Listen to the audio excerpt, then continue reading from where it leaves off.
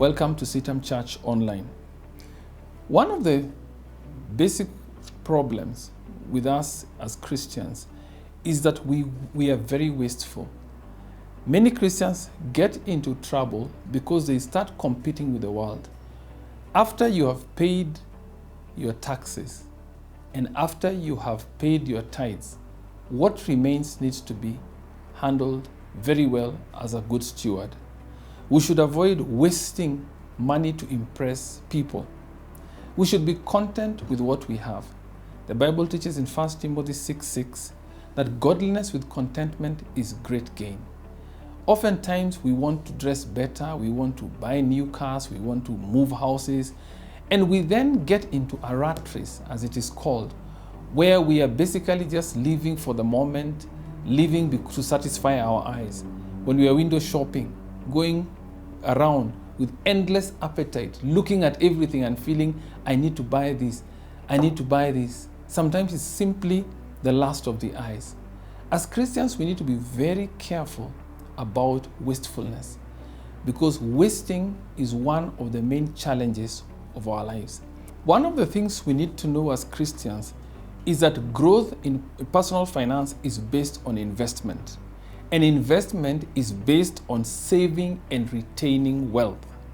The principle of saving and retaining wealth is clearly demonstrated in the story of Joseph and Pharaoh. Pharaoh had this dream where it was revealed to Joseph, showed 7 years of plenty followed by 7 years of famine. One of the issues about wasting what we have today is that it does not prepare us for the 7 years or the future where sometimes you might not have as much as you have now. The principle of saving and investment is clearly demonstrated in Genesis chapter 41.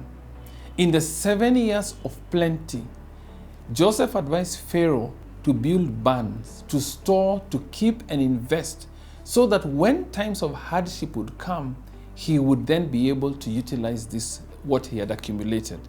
So we need to learn this principle because life has ups and downs. The Bible teaches in the book of Ecclesiastes that times keep changing. And in Ecclesiastes 3:5, it teaches there is a time to gather and a time to cast away. And this demonstrates the seasons of life. And if during the good seasons of life, you are very wasteful, when the tough seasons come, then you are not able to survive. And people say, God has abandoned you. But it is not true. It is possible for a Christian to plan by God's help so that even in the times of famine, he may survive. The Bible teaches in Psalm 37 verse 19 that the righteous shall be satisfied even in the time of famine. Meaning there is a way how we can survive the times of famine. And it is through learning how to retain, learning how to stop being wasteful and retaining the things that God has given to us, and also learning how to grow them. It is good for us then to plan, to think about what can we do, because after retaining, we need to invest what we have so that it can grow. In the parable of the talents, which is found in Matthew chapter 25, one of the servants was given 5 talents, the other one 2 talents, and the other one 1. And each of them was able to go and invest the talents. The first 2 were able to invest the talents and grow them. The one who had 5 ended up having 5 more talents. So he had 10 talents at the end. The one who had 2 at the end had 4 talents. But the one who had 1 did not do anything with it.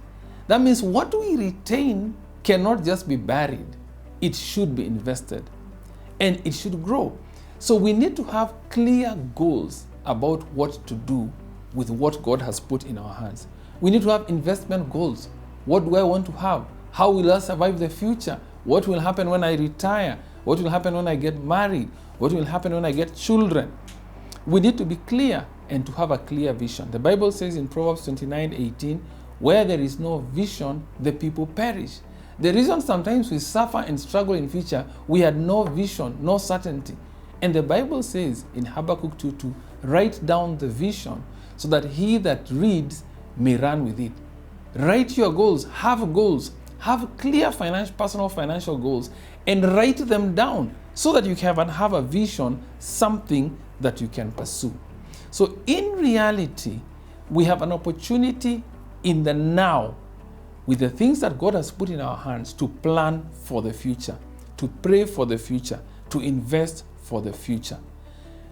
Jesus told the person who did not grow, why didn't you even at least put the talent in a bank that it might grow?